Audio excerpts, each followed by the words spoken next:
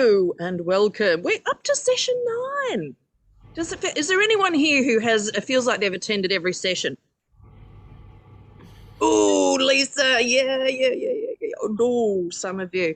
And I want to welcome people that haven't joined us on the wire before. Welcome. It might mean you're a new client. How very exciting.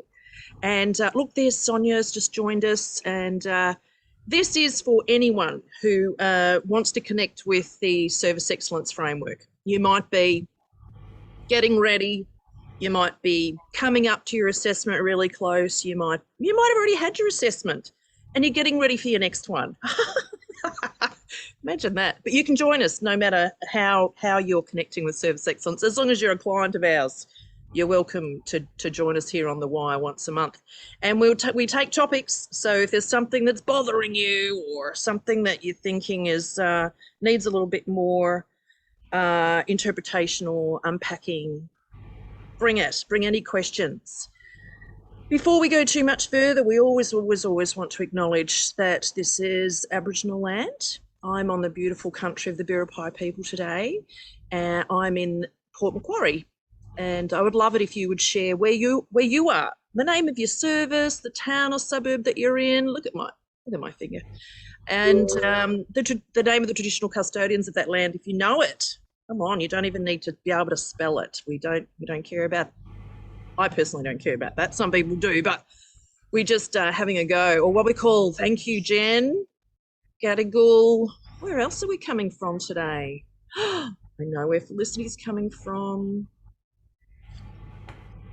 Yeah, look at us. We're all over it. Darug country, round the Liverpool Parramatta area. I think. Tremendous. Thank you. I'd like to acknowledge all of the elders of those lands, past, present, emerging, and their deep connections with the lands and waters of all these beautiful places. Thank you, everyone. What are we going to talk about today? Client participation and engagement, aka standard 8.1 plus 8.2 plus. When I was looking through the evidence guide, as you probably were, I found that there are lots of other indicators that also require, that involvement in decision making and planning from clients, communities, families. Yeah, so that's what I thought we might talk about today. And remember, regardless of where you're up to in your planning for your accreditation, just take this as information you might be able to use at any time. The way that I'd like to go through it today is I want to have a look at what some of the terms that are used around participation and engagement. I'm going to get you to talk to me about how you do it, and you'll talk to me about some of the benefits that what's the impact of doing this well for you. So it's not all about accreditation, is it? It's actually about strengthening your systems and therefore getting better outcomes with your community. So we shouldn't see accreditation as the destination, should we? So, big picture, what does it do for you? Client engagement and participation. Then we'll have a look at the standards and we'll share with you, Lisa and Jen and I can share with you some leading practice that we've seen, some really groovy ways that people are doing it that have kind of made me think, wow, oh, wow. Yes, I love an opportunity to do that, don't you know? Wow moments all over the place. I'm going to share that with you. And if you've got a topic for our next session, please throw it in the chat at any time. Wanted to let you know that there's been a little consultation around the assessor world to do with virtual assessments, hybrid assessments. Should we, shouldn't we?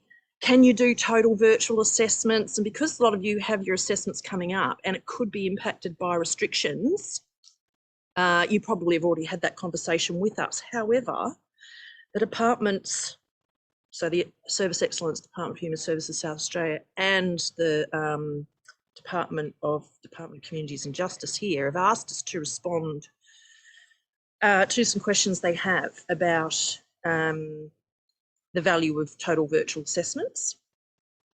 So I thought we might do a poll and get your thoughts before we go and talk to them about what we think. Let's find out what you think. So I'm going to pop a link into the chat. It's already up the top there, but I'll put it in again for you. So all you have to do is click on it and answer the question, and then I'll show you what the poll reveals, what the people in the room are thinking. Let me know if there's a problem with that. So in the chat, click on the link. Just for context, sorry, can I just say the hybrids that we've been proposing have been sort of the corporate-y things virtually, and then site visits and client interviews face-to-face if possible. That's all. Yeah, that's good. That's been our hybrid approach. So we do what we can virtually on Zoom, mostly, all the interviews. We do the document review before we start the assessment, and yeah, then we do the parts face-to-face when we can. So we've got a few assessments pending. That must not feel very good.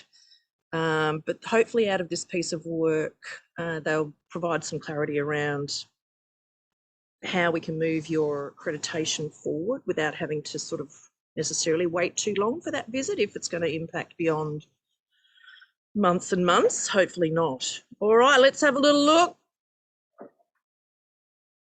What is the poll reveal?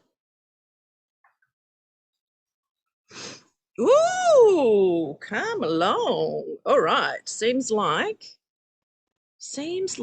there is a preference in the room for the hybrid. Yeah, so what I feel they're leaning towards is making a determination about if we do, let's say we complete your accreditation report and recommend you for accreditation pending a site visit.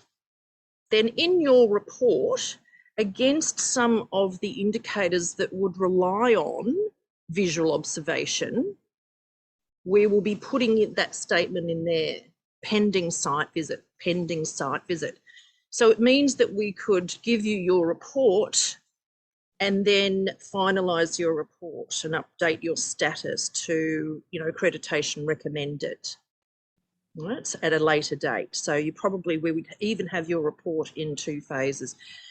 And that would kind of be my preference because, I think we need to honour the work that's been done by providing the feedback through the report, and we need to, show your funders and your stakeholders that, you've gotten to this point, which is kind of, exciting. And then it'd be down to us together to work with you on the date for the site visit. I think the departments are going to stipulate a 6-month limit.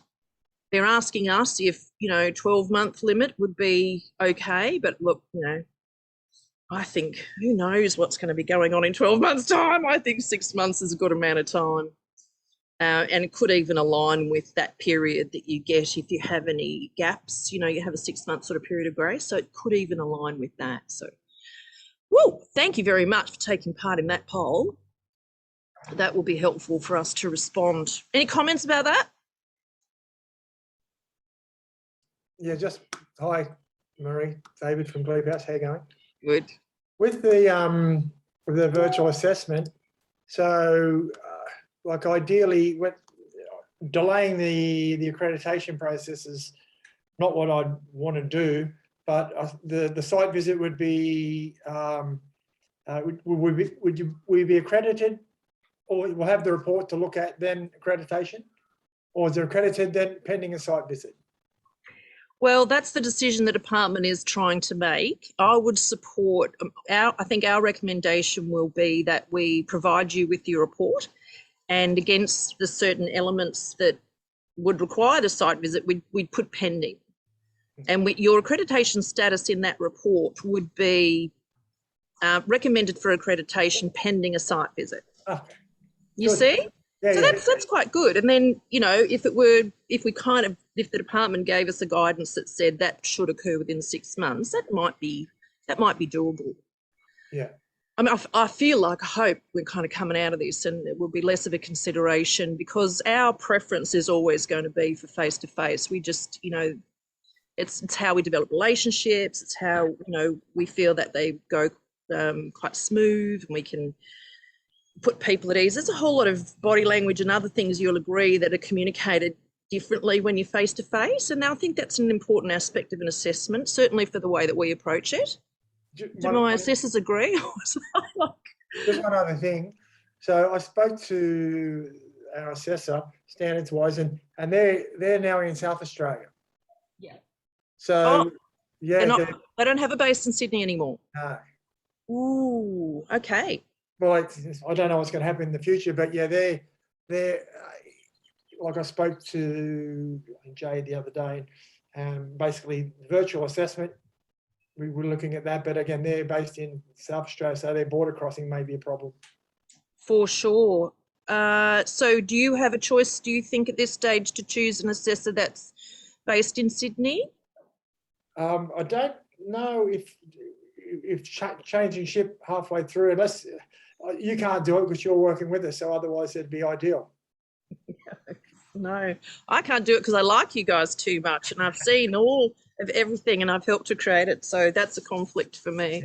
But there are options, you know. We should talk about that, because I mean that will be you most people here have made their decision about their assessing body, but those considerations, you know, for next time, or if you're talking to others in the sector, probably to limit the impact is to choose as locally as you can, because not all assessors are based in New South Wales.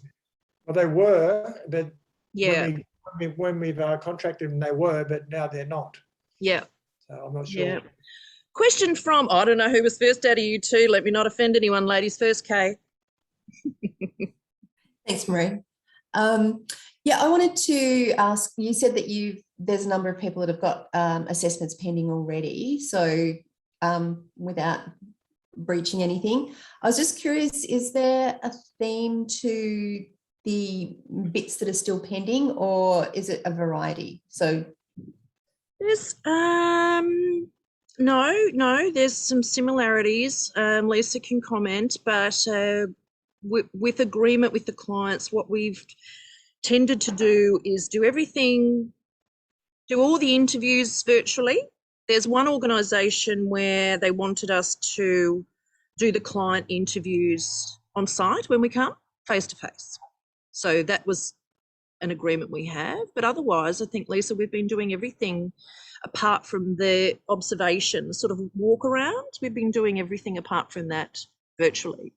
Yeah, so the one that I still have outstanding, I've done all the corporate stuff, which was extensive, and file reviews, but for the interviews with the clients and the walkthrough of the sites. Okay, so you're doing interview with the clients as well on site. Yeah, lovely. Yeah, but the next one that I've got coming up, that's a hybrid as well.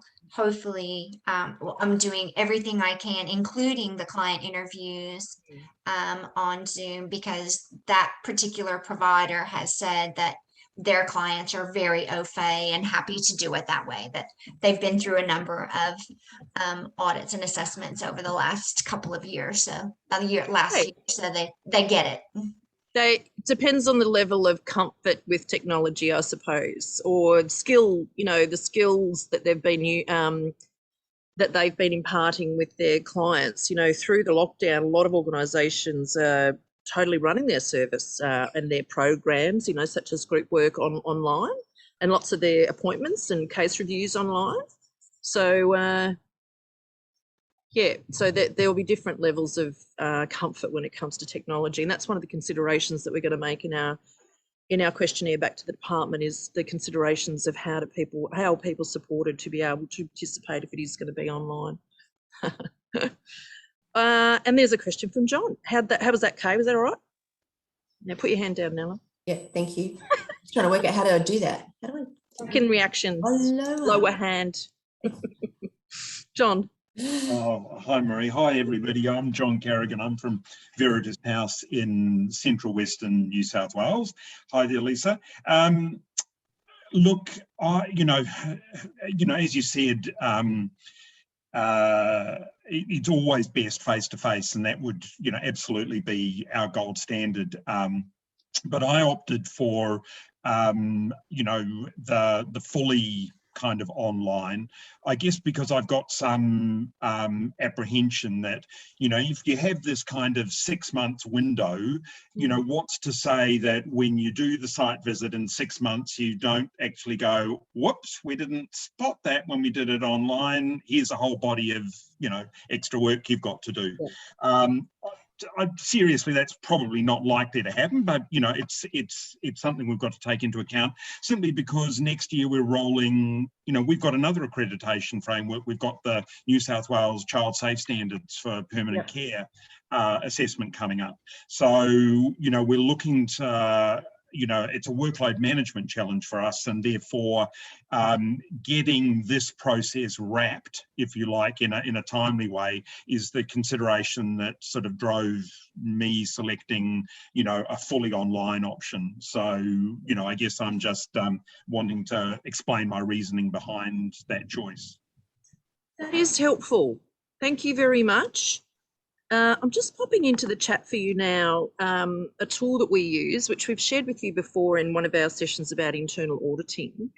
Now, this tool is what we use when we're doing the walk around. So it is the things that we would want to observe. So, you know, that might be helpful for you. Like if we did get permission to move to total virtual, because I support some of those comments John was taking there. Plus, there are considerations around what is the accreditation effective date for you if we go that hybrid way and we wait, because technically the accreditation effective date is the last day of your on-site assessment. So hopefully technically that will be when we do the visit. I don't know how the department would treat that, but that's one consideration. Yeah. And the other consideration is an audit is supposed to be a moment in time. You know, it's meant to be a snapshot of what's happening right now. And so, you know, I don't think any of our clients think like this, but it could be seen as like, oh, we'll just do these bits, you know, we'll sort of polish these bits up and we'll just leave that bit till down the track because they're not coming for ages. So we wouldn't want to have to, you know, have that lack of authenticity in the process. Do you know what I mean? It sort of it shakes the integrity of the process in my book. So I really like the points you made there, and I think this is just a workaround when we do have restrictions. I wouldn't like to see a sector that moved towards, well, let's just do this all the time, because this is just easier, you know. So I'm worried about those bigger picture aspects of change as well. Like you tend to never kind of go back to what was, if you know. Do you find that? Yeah. Okay. Well, hopefully that is helpful. No, thank you. This is a really helpful conversation which is evolving. We did do an On the Wire session all about the impact of COVID on our assessment practice and on your interpretation of the standards. What session would that be? Session 7, Lisa? Was that 2 sessions ago? Lisa might look that up for us and let us know the date of that in case you want to go back and have a look at that. If you've been asked to consider a hybrid assessment that talks about the considerations there in that On the Wire session. Oh, lovely. All right. Let's start to talk about how you do client participation and engagement. Would you be willing to share any of your great practice with other people here? Either unmute yourself and share, or chuck it in the chat. Say to people, look, this is our level of client participation engagement that we have here, that, you know, we're a bit chuffed about this. And we might start to, from your contributions, we might start to see some of the themes around the domains of participation, if you like the ways that clients and communities are participating. Because there's kind of levels, don't you think? I've got a good model for the levels of community participation, which has been around for a while, which is a really good way to think about it. So what are you doing? What do you think is like, what's the minimum, do you think? Or if you're getting to the maximum best practice end, tell us what you're doing. Does anybody have advisory groups? Does anybody have participation in planning? What do you do? Type away to me in the chat there.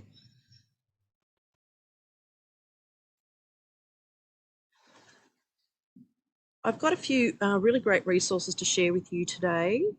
I have got, whilst you've got your thinking caps on, let you know that I have got a, what's it called? Client participation audit tool. Yeah, which is really detailed, you know, but a good framework to work back from. So Kay's doing surveys. Great. Now, when are those surveys undertaken? Because I want to think about participation in the client journey with your service, you know, so when are they being asked for input into decision making and planning? Does it start at intake, obviously on an individual level? Once they're in the service, so they ask for their impressions of quality. You know, do they have an opportunity to tell you about this is working, this is not working? Can they tell you about how effective they think their worker is? Do you survey them at the end of their support period to see, you know, to what degree do you feel you've been able to achieve your goals with our support? You know, those sorts of things will be very important as you move towards outcome-based commissioning, some term like that. I'm sure you know what I mean by that, but it's impact measurement. So you're moving towards impact measurement. So, you know, the most important perspective on impact is the client. So more and more,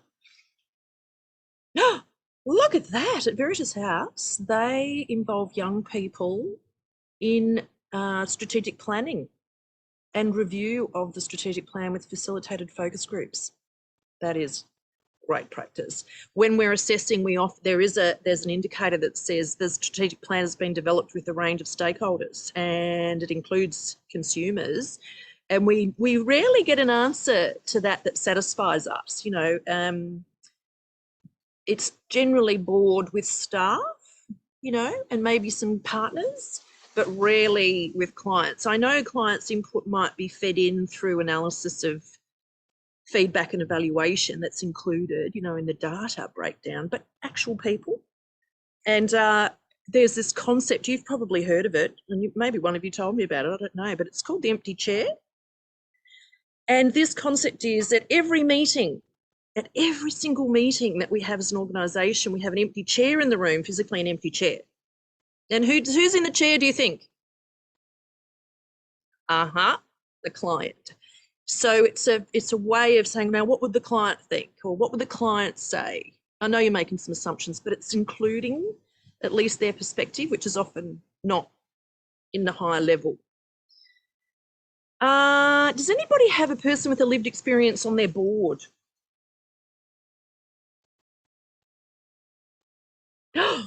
There we go. David does at Glebe House, which is a recovery service in Sydney. 4. Wow, that is incredible. So that's like you know, not client led, but definitely high level collaboration and consultation. If people are at that level of decision making and planning in the organisation, that is fantastic. Right, so what we want is for you to leave this short session understanding a bit about the types of evidence that you might be able to show to really, really highlight the great work that you're doing around engagement, because as with all things, the evidence guide can be a little, I don't know, misleading or doesn't really tell your story. So we've got to get a little bit away from that, interpreting it for ourselves, yeah? So what does it look like at your place? What do I want to share with you next? Oh, I've got a nice slide from that tool I told you about, which is NADA. So some of you are working in recovery, the National Alcohol and Drug Agency, is that right? Association. They've got some fabulous resources. And this is one that they use, which is the audit tool that I'm going to be sharing with you. But they've got these benefits of consumer participation. I know it's obvious. I know I'm preaching sort of to the converted a little bit, but what I was able to group it into was being able to accurately identify the needs of your clients your families and your community. If you're there to provide a service, if your purpose is to provide a service, then you want to understand the needs that they have. So this level of participation really can support that. It can support quality improvement, right? So what's their unique perspective on your service as a quality service and what could be improved? What system improvements could you identify through that feedback opportunity? And there was one more, Marie. Why isn't it in your head? It's all right, it's here in my notes.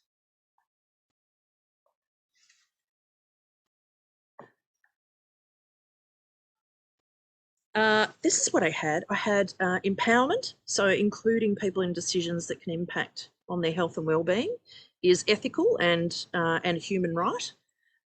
Quality, so improvements can come through that lens, and relationships. So if we're talking, you're sharing with us how you'd like things to go, and we're sharing with you the results of your feedback, then those relationships are strengthened. And where we're talking more often, we might have less, culture of complaint. We might have feedback and ideas for improvement rather than things getting to the point where relationship is broken down, communication is broken down, and it comes in the form of a big complaint or an incident. So, I think relationships are fostered through that ongoing two-way communication. So, I'm hoping that's what you thought about as well. There are some terms that are used through the Service Excellence Framework. The terms collaboration, consultation are regularly used to describe the ways in which you would engage. But I wanted to also say that there will be terms such as, consumer engagement approaches, self-determination, person-centered. You will have read, in a lot of the frameworks that you're working with, it's about person-centered approaches, client-centered, participant-led. So when we're talking about planning new programs, for example, designing new programs, that they would be participant-led or co-designed. So you'll hear that sort of term used. And strengths-based, which is part of your trauma-informed care framework, is all about and has it as a central tenet the need for the client to be the driver of their recovery or their plan for achieving their goals, right? So there's those kinds of terms there where client engagement probably fits as well. So I don't see it as something that's done over there with a survey. It's actually probably part of your overall approach to providing a service. I want to share with you now this model I was talking about, which I've been using for a long time to talk about engagement and participation at the community level, but you can use it to have a look at the levels of participation at an organisation, at an organisational level, even at an individual level, if you think about it. So pretty easy to understand here. The public participation goal is explained in the top row, and the promise to the public, like this is our commitment to you, or this is our intention in the bottom row. And what you see as you move from left to right is the increasing impact by the community member or by the client on the decision. So very, very low impact on the decision at the inform end, right? That's mostly one-way information. So, it's not really an example of participation engagement, is it? It might be an example of engaging them in having information, but it's not active. Consulting, involving, collaborating, and empowering. Look at the empowerment end. This is where the final decision is in the hands of the person or the public or, the community. So I think that this is a useful model for considering how and why you want to engage that person or community in participating in decision-making and planning. Because I think that's the first thing to work out is why, what's the benefit to the client and to us of this engagement? And then you can sort of determine what level might be most appropriate. All right? Because I think look at the consult column. I think it used to be, didn't it? Consultation was everything. Oh, have you been consulted with? I haven't been consulted with. You haven't consulted with me. And I think people had an impression that consultation meant you're going to do what we said we wanted you to do, which is absolutely not. Consultation is give us some insight and we will make the decision. Whereas collaboration is quite different, isn't it? Collaboration is let's equally consider the perspectives of each side and come to agreement, you know, where there's equal, this is a private sector term, skin in the game almost, isn't it? Yeah. And when it gets to the empower end, organisations would need to show how they resource clients, participants, community members, how they resource them to be able to meaningfully participate. And I think I've seen that as a failing. I think I've seen organisations have some, you know, fabulous ideas about how they want to engage their communities and their clients, but they haven't resourced it sufficiently. So with skills, with a buddy, with a go-to person, with a space, with things like, you know, some money to reimburse maybe that involvement. So those sorts of considerations are important if you really want to be up the collaborate and empower end, you know, such as co-design or participant-led approaches. Yeah, so I wonder where you see some of your engagement opportunities, where you see them sitting on this scale. And are you aspiring to maybe more the empowering end? So something to consider. I think it's a useful model for thinking on the ways that you might engage. What have you got to contribute there, Kay? Thank you.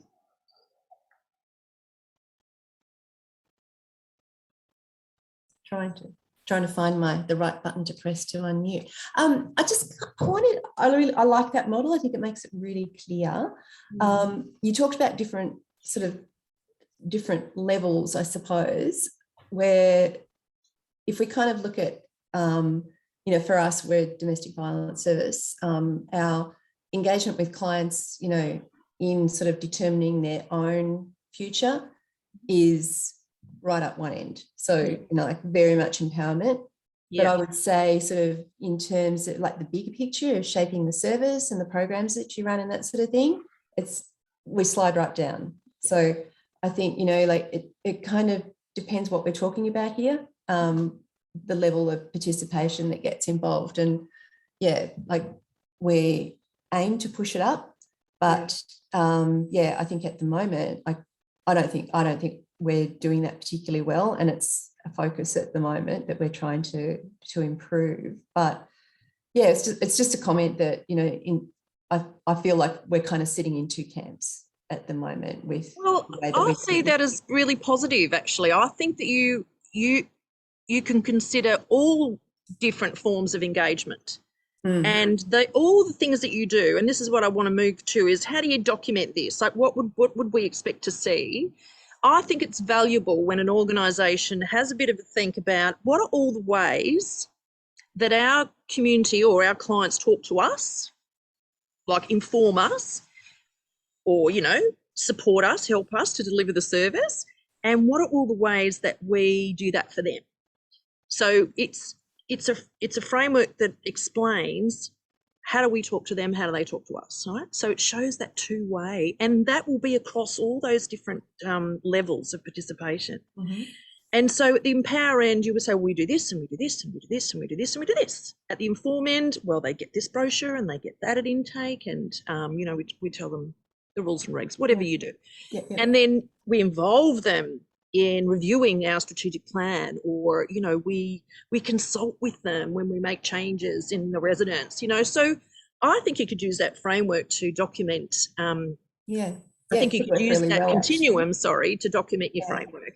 Yeah, as a self-review sort of exercise. Yeah, strategy. You can have the clients at the centre of a visual model and say, well, you know, arrows going out. This is how our clients talk to us, and then arrows coming in. This is how we inform them. This is how they help us, or, you know, whatever language you want to use. But what we would find is that organisations are doing amazing things to engage, but it may not be documented. You know, it might not have been thought about. It could be ad hoc. Like we do it or it happens, but We don't have really a structure or plan around it. But it's becoming such an important part of how, you know, you deliver services and how you support your community, particularly when it comes to outcome-based commissioning and impact measurement, right? So being partners, and where you see partnering being used most often these days is in health. So health are talking about consumer engagement frameworks, which is about partnering with our consumers. So they're trying to implement practice which is, they're on an equal footing in terms of the power that they have and the strength to shape the system, and, you know, all those things there, which is aspirational, I know, for health, but, you know, that's the language they're using, Yeah. which is more towards the empowering end. So they're hoping to get there, you know. So document your framework, think about what that might look like. One way is to think on, why do we consult? When do we consult, and how do we consult? Oh, sorry, how do we engage? So why do we do it? Because the why, the rationale is really important. Like, what's the benefit to our organisation? Why do we do this? Not just because it says in assess. So what are the benefits? When do we do it? You know, so all the different points in the client journey that we might do it, and how do we do that? So, we have a survey here, and we have a focus group here, and we have some discussion there, and, you know, we have a community day where we go around and we talk to people and we take answers to a few questions, you know, however you do it. You want to know that your community, your clients are the best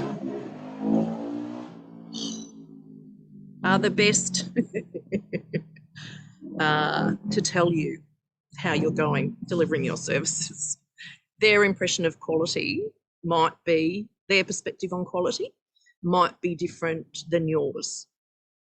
Should be different to yours. Yeah, both perspectives are useful. So let me just see where I got up to with my structure of things. 1 second. Yeah, we're going to unpack that standard now. Can we speak? Lisa and I speak? Oh, only if you say, Mother, may I? Yes, of course you can. Please. I was going to say, sometimes it's about the informal ways that you actually start to engage with clients, you know, like it could be like a post-release program that we had at Samaritan, where they used to have a cooking class. Yeah. That sort of informal way that you can start conversations going and engage your clients in starting those you know, in the feedback about programs, but not on a really formal level, on an informal level, can be a way to approach it. That's great. And those are the sorts of stories that we love to hear, the sorts of examples that won't always be able to be documented.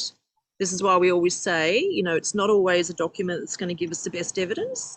It might be a story like that, or it might be just bringing together a few people from that group and letting them have a bit of a yarn with us about, you know, how they've been able to shape that group and the sorts of decisions that they've been able to make about how that's delivered. They're the kinds of questions that we generally ask if we do get that opportunity, which we love. You know, we get to be part of one of those groups, you know, just to hang around.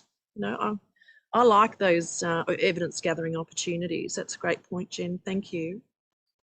Lisa, did you have something? Yeah, I just wanted to reassure Kay and anybody else listening that you're not Robinson Crusoe in this. This is absolutely the one that comes up on, I would pick a number, 95% of assessments. And often I see frustration from services that are providing opportunities for their clients to have a seat at the table, or to provide, you know, areas of collaboration, and the response rate is very, very low. And so in that instance, we would be, you know, offering some suggestions of things like Marie said that we've seen that worked really, really well. I was lucky enough to do an in-person before we got locked down, and that service had documented every other month a newsletter that was sent to their clients, to stakeholders. The stakeholders would print it and put it on, you know, their own service, being housing and things like that. But it had not only information in there, or in, you know, that inform column, but it had evidence of that collaboration of bringing people in and having it. So even, you know, a good news story kills two birds with one stone. But you're not alone. It's really difficult sometimes to get people to come to the table. Yes. I'm reminded about another accreditation product that actually has a quota. You must have this many of your registered patients, so it's in health, complete this survey. And the problem that we had was that it wasn't very culturally sensitive or accessible for Aboriginal groups. And, you know, so people just pushing them through. Just, well, we just have to do it. Come on, tick, tick, tick, tick, tick, you know, just to get our accreditation. So that was a shame that was their experience of being consulted. All righty, let's have a look at, thanks for those contributions. Let's have a look at the standards. Now, even though I'm taking you here to 8.1, the obvious one, consumer engagement standard, I want to, before I finish, I'm going to show you where I've highlighted all the others, and I'm going to share this version of the evidence guide with you so you can start to connect with where else these the consumer engagement participation opportunities are. So there are 8 indicators in 8.1. Let's go to the top. And what I'll do is I'll just share with you some evidence examples that might relate to, see, there's a lot in this one. Right to the top, sorry about that. So you're actively engaging consumers to participate in service planning and provision. So that's where your framework, if you've documented, can talk about planning specifically. So it can talk about policy and planning, or decision-making and planning, as being one of those domains of participation. So that they participate in service planning, that's the key thing there, all right? So it's not care planning, it's not case planning, it's service planning. So that how the services are provided to them.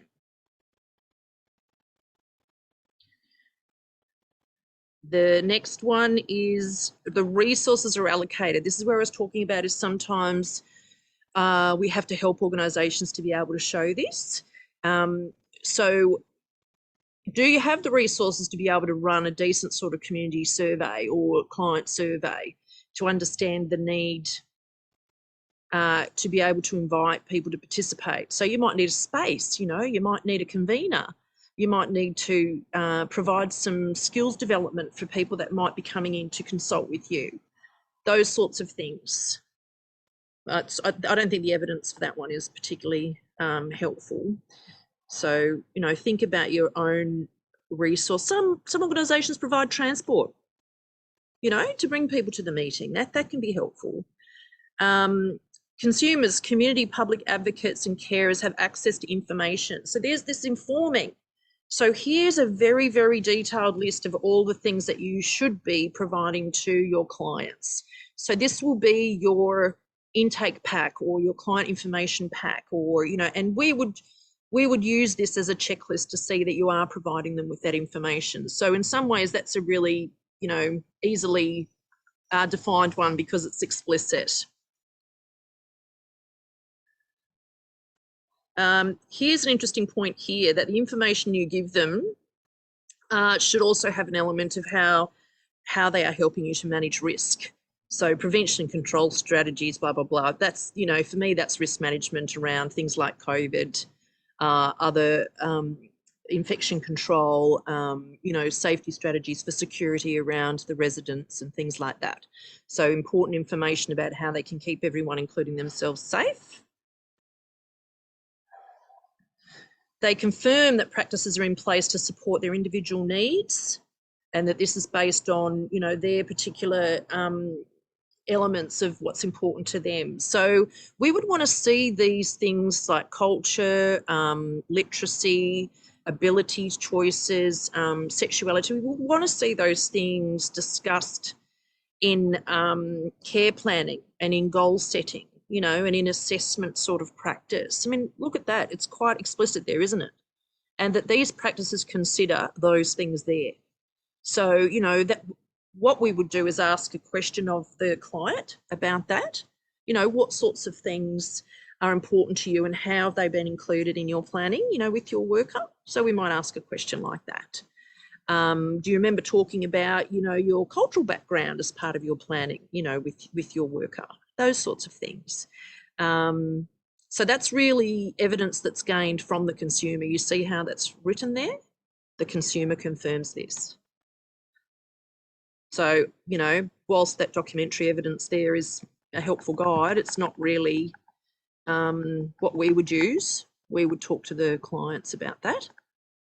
The next one here is program design, delivery and review, focus on positive consumer outcomes. So we're looking for ways that clients and community are involved in designing programs, you know, such as if it's a weekly wellbeing meeting or a group or a recovery meeting, that the clients themselves are involved in setting, you know, the structure of that, you know, the outcomes, the rules of engagement, even, you know, those sorts of things. And where it says delivery and review, that's really talking about their involvement in evaluating, isn't it? So the review process involves them and focuses on their outcomes. The organisation collaborates with other service providers for consumers. Continuity of care, and this is demonstrated in intake assessments, exit referral processes. So this is where we do have a look in the client files for referral practice and follow-up, you know, timely follow-up, what staff are aware of, the range of organisations that might be available to refer to, what sort of practice takes place at exit. This is something which we often find as a gap, that exiting of the client, you know, really should accompany, you know, some documentation or some goals check, you know, like, oh, remember this is what you've been able to achieve, and remember these are your key, you know, things for focus when you go. And I'm not telling you how to do it, I'm just suggesting that that's a point at exit where sometimes we don't see a lot of documentation of that part of the support process, you know, the end of it. Yeah. So what is your process? We'll ask you, what is your process for exiting clients? You know, what sort of information might they take with them? Because we will ask the client that question. What was it like at the end? We always like to talk to a client or two that have exited your service. So, you know, what happened at the end? What sort of information did you get, or what were you given, or what referrals how did they support that smooth transition out of the service? Consumer rights are demonstrated. So you should have things documented there about the way that you promote the rights of the client. How is it documented? How do you talk to people? You know, what sorts of things are easy for them to access? At the very minimum, they should have easy access to things like how to give feedback, you know, how to make a complaint, how to access an advocate, those sorts of things. They should be able to sort of independently be able to get the information that they might need to resolve an issue or take next steps if they were concerned about something, or a person or one of your staff, for example, you know, so that's levelling the playing field a bit. Consumer service standards are precise and measurable. That's always a really hard one. That's always the one that people have a question about. And what this means is, if you've determined that this is the level of quality that you would like to provide to your clients, then we want you to be able to show that you have a way of measuring whether you're here, here, here, or here. Okay, so you will probably have to document some metrics or measures of success in order to be able to say, look, you know, this first survey said this, and then we got to here, and then, you know, we're so close to 89% now, we're very excited. So that sort of thing. So if you've got a customer charter, it says we will do all these things here with and for you, then have some way of measuring that. Yeah. And, you know, that should be information that is shared with the client. So that is 8.1. Now, I wanted to also say to you that consumer feedback and complaint standard is obviously all about consumer participation engagement. So this is a drilling down of people's opportunities to, you know, talk with you about what they would like to see in their service and what they're happy with or not. So this is very important that you have a very good system around feedback and complaints. And the other areas that this topic connects with, right up the top here, look at this. The current strategic plan has been developed in consultation with key stakeholders. And in the evidence guide, I can see the words consumers, families, communities. Okay, so that would be something to consider. And then we go down and I can see here all of the organisational objectives and strategies, such as you might see in your strategic plan, have been communicated to relevant stakeholders. And then I can see reviews involve consumers in the evidence guide. All right, so there's another connection there. And on we go. I'm sending this to you so you'll have it. Look away if it's bothering you, that kind of frenetic movement down the page. Oh, I should be able to just jump to next, shouldn't I? Hang on. What's that one? Oh, look at that. Business-related incidents, accidents, adverse events, near misses, all those horrible things. Include engagement with staff and consumers for risk assessment. All right, so if we've got adverse events happening, then we're going to be talking with our staff and our consumers about ways that we can improve our practice around avoiding that occurring again. So some of our, you know, risk analysis also includes opportunities to talk with consumers, clients. I should be using the word clients. It's a terrible word, consumer, really, isn't it? Ah, there's one. Code of conduct outlines the rights and responsibilities of consumers, staff and volunteers. It specifies the standards for dealing and interacting with consumers and particularly children. So have some reference in your code of conduct around the expectations of behaviour to do with interactions with clients. You know, and that, what we sometimes see is a lot of client feedback is not captured. This is often a piece of feedback for organisations. Anyway, I'm going to stop sharing that now for you and get on to some leading practice. But we often find that the organisation informally has access to a lot of feedback. And sometimes they get given that feedback in a way which might be, I'm going to tell my worker that I'm not quite happy about this, you know, which shows really great relationship actually, if there's that openness. But some of those little nuts, some of those little pieces of information that could show a trend or could show an opportunity for improvement not captured. So your ability to trend and analyse that feedback is limited. Yeah, so complaints are often resolved at, I'm going to say, tier 1. Like, my work, I'm going to tell you, I'm not happy about this, and you were late for that appointment, this is unacceptable. And the worker goes, oh, yeah, and they fix it. And that's great. But that kind of feedback is not captured anywhere, you know? And so there's sometimes little issues in the system around that. So, and oftentimes fabulous feedback is not recorded and it's not shared around. And so it's sort of just with one person, which limits, you can see why that's limiting for an organisation, you know, to get great feedback about how well they're doing, to check their quality systems against. So there you go. We've had a look at the requirements. We've had a bit of a chat through the assessor lens of what that might look like. And we want you to showcase your exceptional practice, you know, even if it's little things, really super effective. Here's my list of leading practice that I've seen. I just want to share these little stories with you while you think up any questions. I wanted to say also the other types of evidence that you might provide would be photos, you know, community meetings, evidence of community meetings going on.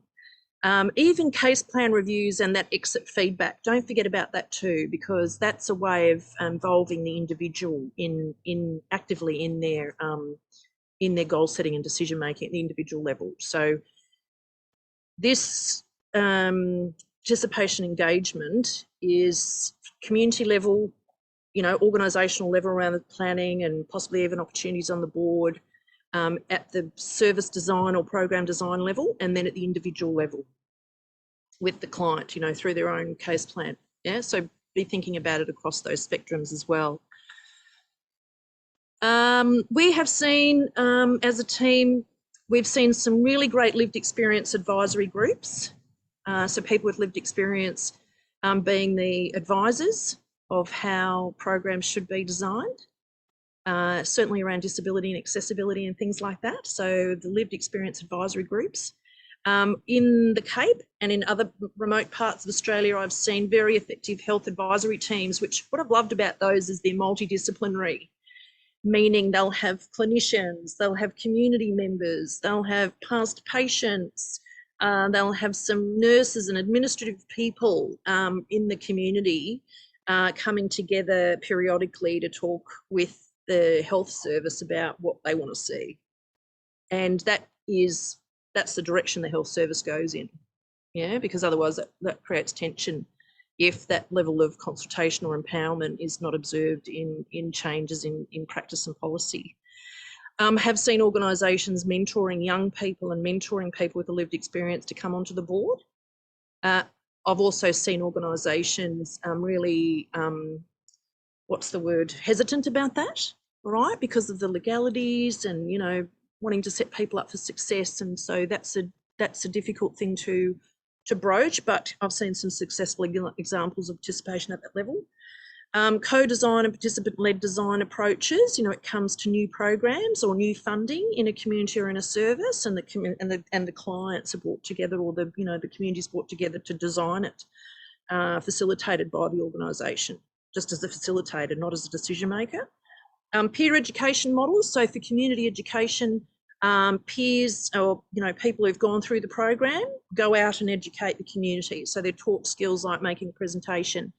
They tell their story. It's very impactful, you know, when they can go and do that to maybe a group of people who might not understand about, you know, what homelessness is all about, and they go and talk about, you know, it from their perspective. It's very, very, very powerful. So peer education groups that might go on behalf of an organisation to do that work in the community, to build community knowledge. I love visual models, so I think community engagement's a great opportunity to design a visual framework. You know, oh, look at us, arrows in, people, photos, pictures. I love it when it's visual. Peer surveys, so clients of yours doing the surveys with other clients. Right, so if you're worried about the level of participation in a survey, for example, then why not resource some clients to be able to have that conversation with other clients? You know, I know there'll be sensitivities and considerations, but you know, that can be a very different kind of conversation and very different sort of feedback lens. So that works well within Aboriginal communities where we use peer surveyors, you know, to go around. Sharing the results of feedback. This is something that is often remiss. You know, we know we have to tick a box that says we've got to survey our clients, but then how do we tell the community and the clients the impact that their feedback has had?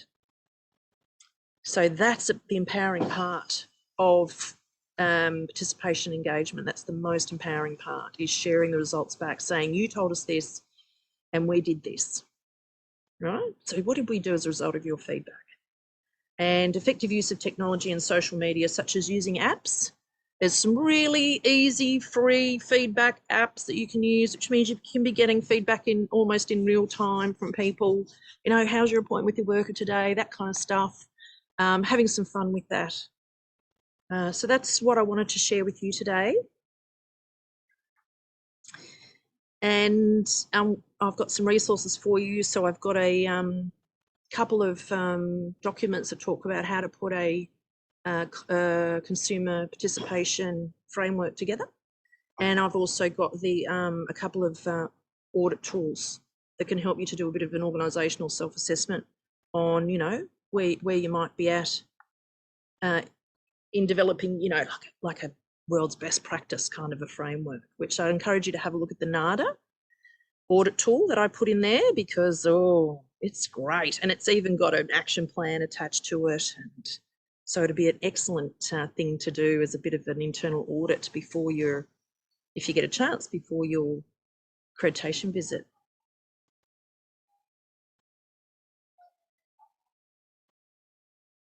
Any hands raised?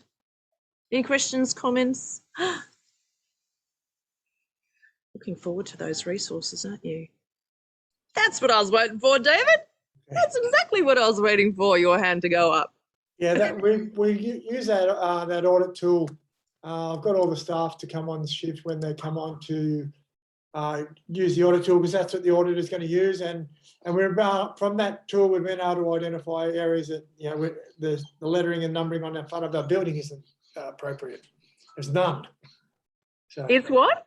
there's no, we haven't got a number on the front of our building. Or doesn't, you see the building, if you're new Glebe House, it's orange building, but there's no thing saying Glebe House.